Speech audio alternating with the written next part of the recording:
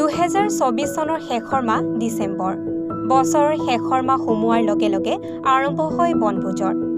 মনোৰম স্থান আৰু সুন্দৰ পৰিৱেশত এসাঁজ লগে ভাগে খোৱাৰ হেঁপাহ সকলোৰে থাকে। তাৰোপৰি সেই স্থানত এটা মনোৰম জলপ্ৰপাত থাকিলে তাৰ পৰিৱেশেই সুকীয়া হয়। গোলাঘাট কাৰ্বি আংলং সীমান্তৰ কাইফলাংজু জলপ্ৰপাতৰ মনোৰম পৰিৱেশতো এতিয়া অগণন লোকে ভিৰ কৰা পৰিলক্ষিত হৈছে বনভোজৰ বাবে।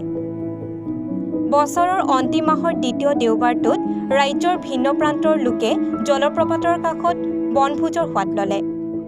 সমান্তৰালকৈ যোৰহাটৰ সুবৰ্ণপ্ৰভা উচ্চতৰ মাধ্যমিক বালিকা বিদ্যালয়ৰ ছাত্ৰীসকলেও বনভোজৰ সোৱাদ ল'লে জলপ্ৰপাতৰ কাষত। নিজৰ ঠাইৰ লগতে উৰিষ্যাত বাটৰনাট প্ৰদৰ্শন কৰি শ্ৰেষ্ঠত্ব অৰ্জন কৰা বিদ্যালয়খনৰ ছাত্ৰীসকলে আনন্দ ফূৰ্তিৰ লগতে শ্ৰেষ্ঠত্ব অৰ্জন কৰা সেই বাটৰনাট প্ৰদৰ্শন কৰি উপস্থিত সকলোকে মোহিত কৰে। বনভোজৰ সেই আনন্দ আৰু ফূৰ্তিৰ মাজতে এগৰাকী বেংক উন্নয়ন বিষয়াৰ অৱসৰ গেট টুগেডাৰ অনুষ্ঠানটি বন্ধকোঠা বা অভিজাত হোটেলত নকৰি মুকলি আকাশৰ তলত মনোৰম পৰিৱেশৰ মাজত উদযাপন কৰিলে জলপ্ৰপাতৰ কাষত। জলপ্ৰপাতৰ কাষত বনভোজৰ আনন্দ ল'বলৈ অহা সকলোৰে এটাই আশা, যোৱা দিনবোৰত হৈ থকা অসূয়া অশান্তিবোৰ আঁতৰি আহিব লগা 2025 বৰ্ষই সকলোৰে বাবে সুখ, শান্তি আৰু সমৃদ্ধি কঢ়িয়াই আনক। আমাৰ Sardar Dio' sir development officer তেখেত 31 অক্টোবৰ তেখেত ৰিটায়াৰ হ'ল। ৰিটায়াৰ হোৱাৰ পাছত আমি এটা তেখেতৰ সম্বৰ্ধনা অনুষ্ঠান পাতিম বুলি আমি বহুত দিনৰ পৰা আমি আল্টিমেটলি অক্টোবৰতে পতা কথা আছিলে, কিন্তু অক্টোবৰত কিবা অসুবিধা হোৱাৰ কাৰণে পাতিব নোৱাৰিলোঁ। তেখেতেও বাহিৰলৈ গৈছিলে। তাৰপিছত আমি নৱেম্বৰত পাতিম কৰি নৱেম্বৰতো নোৱাৰিলোঁ। লাষ্ট আমি ডিচেম্বৰত পতাৰ সিদ্ধান্ত কৰিলোঁ। আমি একচুৱেলি পতাৰ সিদ্ধান্তটো আছিলে আমাৰ হোটেলত।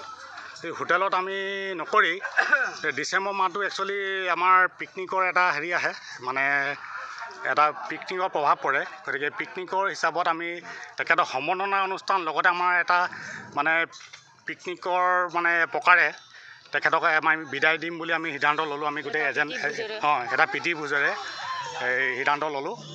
সিদ্ধান্ত লৈ আজি আমি সিদ্ধান্ত ল'লোঁ কেলৈ ল'লোঁ, তেখেতেও এই পিকনিক বোলা বস্তুটো তেখেতে খুব ভাল পায়। তেখেতে ভাল পায় পিকনিক এই খোৱা বোৱাৰ কাৰ্যটো তেখেতে একচুৱেলি মই তেতিয়া আজি মোৰ 21 বছৰ হ'ল তেখেতৰ লগত থকা। তেখেতে খোৱা কাৰ্যটো খুব ভাল পায়। গতিকে ময়ো ভাবিলোঁ যে আমিও ভাল পাওঁ, তেখেতেও ভাল পোৱাটোৱে কৰোঁ বুলি আমি কাকচাঙতে সিদ্ধান্ত ল'লোঁ। একদম আমাৰ নিয়েষ্ট আমাৰ কাকচাং বোকাখাটৰ পৰা।